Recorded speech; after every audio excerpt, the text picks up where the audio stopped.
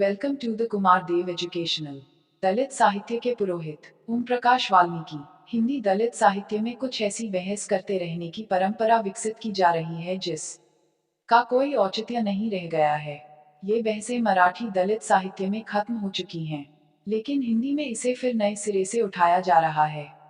वह भी मराठी के उन दलित रचनाकारों के संदर्भ से जो मराठी में अप्रासन का हो चुके हैं, जिनकी मान्यताओं को मराठी दलित साहित्य में स्वीकार नहीं किया गया, उन्हें हिंदी में उठाने की जद्दोजहद जारी है। मसलन दलित शब्द को लेकर, आत्मकथा को लेकर मराठी के ज्यादातर चर्चित आत्मकथाकार रचनाकार दलित शब्द को आंदोलन से उपजा क्रांतिबोधक शब्द मानते हैं। बाबूराव बागुल, दया पवार, नामदेव ढसाल, शरण कुमार लिम्बाले, लोकनाथ यशवंत, गंगाधर पांतावने, वामनराव निम्बालकर, अर्जुन डांगले, राजा ध ले आदि। इसी तरह आत्मकथा के लिए आत्मकथा शब्द की ही पैरवी करने वालों में वे सभी हैं जिनकी आत्मकथाओं ने साहित्य में एक स्थान निर्मित किया है। चाहे शरण कुमार लिम्बाले, अक्कर माशी, दया पवार, बलूत, बेबी काम्बले, आमिचा जीवन, लक्ष्मण माने उपरा, लक्ष्मण गायकवाड़ उचलिया, शांताबाई काम्बले, माझी जन्माची चित्रकथा प्र ई सोनकाम्बले, आठवनीचे पक्षी, ये वे आत्मकथाएं हैं जिन्होंने दलित आंदोलन को मजबूत करने में महत्वपूर्ण भूमिका निर्मित की। इन आत्मकथाकारों को आत्मकथा शब्द से कोई दिक्कत नहीं है, लेखकों को कोई परेशानी नहीं है। यही स्थिति हिंदी में भी है, लेकिन हिंदी में अपेक्षा पत्रिका के संपादक डा तेज सिंह को दलित शब्द और आत्मकथा दोनों शब्दों से ऐतराज है। उपरोक्त संपादक को दलित आत्मकथाओं में वर्णित प्रसंग भी काल्पनिक लगते हैं। कभी कभी तो लगता है कि ये संपादक महोदय दलित जीवन से परिचित हैं भी या नहीं, क्योंकि दलित आत्मकथाओं में वर्णित दुख दर्द, जीवन की विषमताएं, जातिगत दुराग्रह, उत्पीड़न की पराकाष्ठा इन महाशय को कल्पनाजन्य लगती है। उनके सुर में सुर मिलाकर आलोचक बजरंग बिहारी तिवारी को भी आत्मक थाओं के मूल्यांकन में मुश्किलों का सामना करना पड़ रहा है। वे कहते हैं कि आत्मकथन क्योंकि आप बीती है, जिए हुए अनुभवों का पुनर्लेखन है, इसलिए उनकी प्रामाणिकता का सवाल प्राथमिक हो जाता है। क्या आत्मवृतों आत्मकथाओं की प्रामाणिकता जांची जा सकती है? क्या उन्हें जांचा जाना चाहिए? अगर हाँ, तो क्या ये आत्मवृत आत्मकथा खुद को जांचे जाने को प्रस्तुत हैं? क्या अभी तक कोई आंतरिक मूल्यांकन प्रणाली विकसित हो पाई है? हम कैसे तय करें कि कोई अनुभव विशेष, कोई जीवन प्रसंग कितना सच है और कितना अतिरंजित? अपेक्षा, जुलाई दिसंबर 2010, पृष्ठ -37।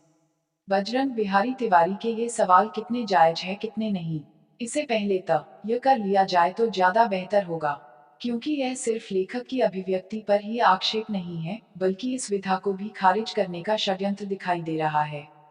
साथ ही यहाँ एक ऐसा सवाल भी उठता है कि क्या एक आलोचक लेखक का नियंता हो सकता है? इस सवाल के संदर्भ में कथाकार संपादक महीप सिंह का यह कथन प्रासंगिक लगता है।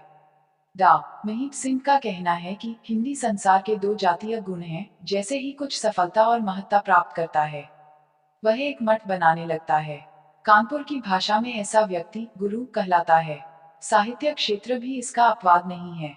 थोड़ी सी आलोचना शैली, थोड़ा सा वक्तृत्व कौशल, थोड़ा सा विदेशी साहित्य का अध्ययन, थोड़ी सी अपने पद की आभा और थोड़ी सी चतुराई से इस गुरुता की ओर बढ़ा जा सकता है। कुछ समय में ऐसा व्यक्ति फतवे जारी करने के योग्य हो जाता है। एक दिन वह किसी के अद्वितीय का अ निकाल कर और किसी के नाम के साथ जोड़ देता है। हिंदी कहानी, दर्पण और मरीचिका, हिंदुस्तानी जवान, अंक अप्रैल जून 2011, पृष्ठ -15। बजरंग बिहारी तिवारी के संदर्भ में यहाँ बात की जा रही है, वे सिर्फ इतने भर से ही नहीं रुकत, वे और भी गंभीर आरोप लगाने लगते हैं। आरोपों की इस दौड़ में वे बेलगाम घोड़े की तरह दौड़ते नजर आते हैं।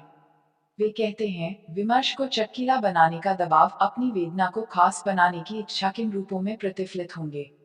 बजरंग बिहारी तिवारी अपनी अध्ययनशीलता और उद्धरण देने की कला का दबाव बनाते हुए लुडविग विटगेन्स्टाइन का संदर्भ देते हुए अपने तर्क को मजबूत करने की कोशिश करते हैं। अपने ही पूर्व लेखन और स्थापनाओं को खारिज करने का नाटक करते हैं। दलित साहित्य की महत्वपूर्ण विधा को यह आलोचक एक झटके में धराशायी करने का आखिरी दांव चलता है। दलित आत्मकथाओं की बढ़ती लोकप्रियता और सामाजिक प्रतिबद्धता को किस दबाव के तहत नकारने की यह चाल है, यह जानना जरूरी लगने लगता है। वे अपनी गुरुता, जो बड़ी मेहनत और भाग दौड़ से हासिल की है, से आखिर फतवा जारी करने की कोशिश करते हैं। एक अर्थ में आत्मकथन अनुर्वर विधा है। वह रचनाकार को खालीपन का एहसास कराती है। अनुभव वस्तुतः रचनात्मकता के कच्चे माल के रूप में होते हैं। आत्मकथन में रचनात्मक दृष्टि के विजन के निर्माण की न्यूनतम गुंजाइश होती है। एक विभ्रम की सृष्टि की आशंका भी इस विधा में मौजूद है। अपेक्षा जुलाई दिसंबर 2010 पृष्ठ -37। यहाँ बजरंग बिहारी तिवारी तथ्यों का सामान्यीकरण करने की कोशिश कर रहे हैं। दलित आत्मकथाओं ने समस्त भारतीय भाषाओं में अपनी रचना तमकता से यह सिद्ध कर दिया है कि आत्मकथा अनुर्वर विधा नहीं है। नहीं, वह रचनाकार को खालीपन का एहसास ही कराती है। और इस बात को भी ये आत्मकथाएं सिरे से नकारती हैं कि इस विधा में रचनात्मक दृष्टि के विजन की न्यूनतम गुंजाइश है। आत्मकथाओं के संदर्भ में दया पवार कहते हैं, वर्तमान समय में मराठी की आस्वाद की प्रक्रिया एक जैसी नहीं है। सांस्कृतिक भिन्नता के कारण आस्वाद प्रक्रिया भी भिन्न भिन्न हो रही है। यह दलित आत्मकथाओं का समय है, जिनकी काफी चर्चा रही है। परंतु इन आत्मकथाओं के मूल में जो सामाजिक विचार है, उसे सदैव नजरअंदाज किया जाता है। केवल व्यक्ति और व्यक्तिगत अनुभव इसी बिंदु के चारों ओर इसकी चर्चा होती है। आगे वे कहते हैं, दलितों का सफेद पोश पाठक अपने भूतकाल से बेचैन हो गया है। उसे खुद से शर्म महसूस होने लगी है। कचरे के ढेर में से कचरा ही निकलेगा। इस प्रकार के प्रश्न भी उन्होंने उपस्थित की। वास्तविकता तो यह है कि यह केवल भूतकाल नहीं है, बल्कि आज भी दलितों का एक बड़ा समुदाय इसी प्रकार का जीवन जी रहा है। दलितों के सफेदपोश वर्ग को इसी की शर्म क्यों आ रही है? वास्तव में संस्कृति के संदर्भ में बड़ी बड़ी बातें करने वाली व्यवस्था को इसकी शर्म आनी चाहिए। कुछ लोगों को ये आत्मकथाएं झूठी लगती हैं। सात समुंदर पार किसी अजनबी देश की आत्मकथाएं, जिस जीवन को उन्होंने कभी देखा नहीं है, उनकी आत्मकथाएं इन्हें सच्ची लगती हैं। परंतु गांव की सीमाओं के बाहर का विश्व कभी दिखाई नहीं देता। इस दृष्टिभ्रम को क्या कहें? दलितों के आंदोलन जब तीव्र होने लगते हैं, तब जन्म लेता है दलित साहित्य अस्मितादर्श लेखक पाठक सम्मेलन सोलापुर 1983। अक्सर देखने में आता है कि हिंदी आलोचकों की यह कोशिश रहती है कि दलित साहित्य के सामाजिक सरोकारों से इतर मुद्दों को ज्यादा रेखांकित किया जाए ताकि भटकाव की स्थिति उत्पन्न हो। यह भटकाव कभी अपरिपक्वता के रूप में आरोपित होता है, तो कभी भाषा की अंगरता के रूप में, तो कभी वैचारिक विचलन के रूप में आरोपित किया जाता है। कभी विधागत तो कभी शैलीगत होता है। किसी भी आंदोलन की विकास यात्रा में अनेक पड़ाव आते हैं। दलित साहित्य के ऐसे आलोचक दलित मुद्दों से हटकर वैश्विकता को ही दलित का सबसे बड़ा मुद्दा घोषित करने में लग जाएं तो इसे क्या कहा जाए? क्या यह असली मुद्दों से बहकाने की साजिश नहीं होगी? क्योंकि ऐसे आलोचक इससे पूर्व भी यह काम बखूबी करने की कोशिश में लगे रहे हैं, लेकिन उन्हें सफलता नहीं मिली। कभी दलित साहित्य में रोमानी रचनाओं की कमी का रोना रोते हैं, तो कभी प्रेम का, तो कब दलित साहित्य को स्त्री विरोधी कहने में भी पीछे नहीं रहे हैं। उनकी ये घोषणाएं नए लेखकों को भरमाने की कोशिश ही कही जाएंगी, क्योंकि हजारों साल का उत्पीड़न नए नए मुखौटे पहनकर साहित्य को भरमाने का काम पहले भी करता रहा है।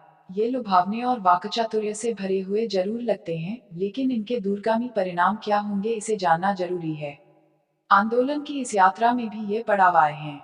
इसलिए यदि नई पीढ़ी अपनी अस्मिता और संघर्षशील चेतना के साथ दलित चेतना का विस्तार करती है, तो दलित साहित्य की एक नई और विशिष्ट निर्मिति होगी। यहाँ यह कहना भी आवश्यक हो जाता है कि दलित साहित्य में आत्मकथाओं ने जिस वातावरण का निर्माण किया है, वह अद्भुत है। जिसे चाहे विद्वान आलोचक जो कहें, लेकिन दलित जीवन की विद्रूपताओं को जिस साहस और लेखकीय प्रतिबद्धता के साथ दलित आत्मकथाओं ने प्रस्तुत किया है, वह भारतीय साहित्य में अनोखा प्रयोग है, जिसे प्रारंभ से ही आलोचक अनदेखा करने की कोशिश करते रहे हैं। क्योंकि आत्मकथाओं ने भारतीय समाज व्यवस्था और संस्कृति की महानता के सारे दावे खोखले सिद्ध कर दिए हैं। साथ ही साहित्य में स्थापित पुरोहितवाद, आचार्यवाद और वर्णवाद की भी जड़ें खोखली की हैं। साहित्य की नहीं, भारतीय संस्कृति की महानता पर भी प्रश्नचिन्ह लगाए हैं, और जिस गुरु की महानता से हिंदी साहित्य भरा पड़ा है, उसे कटघरे में खड़ा करने का साहस सिर्फ दलित लेखकों ने किया है, जिसे बजरंग बिहारी तिवारी जैसे आलोचक सिरे से नकार कर अपनी विद्वता का परचम लहराकर आचार्यत्व की ओर बढ़ने की कोशिश कर रहे हैं। आत्मकथाओं की प्रामाणिकता पर भी आक्षेप करके पाठक को दिग्भ्रमित करने का प्रयास कर रहे हैं। क्या उनकी साहित्यिक प्रतिबद्धता बदल गई है, या गुरुता भाव में लेखक का नियमता बनने की कोशिश की जा रही है? यह शंका जेहन में उभरती है।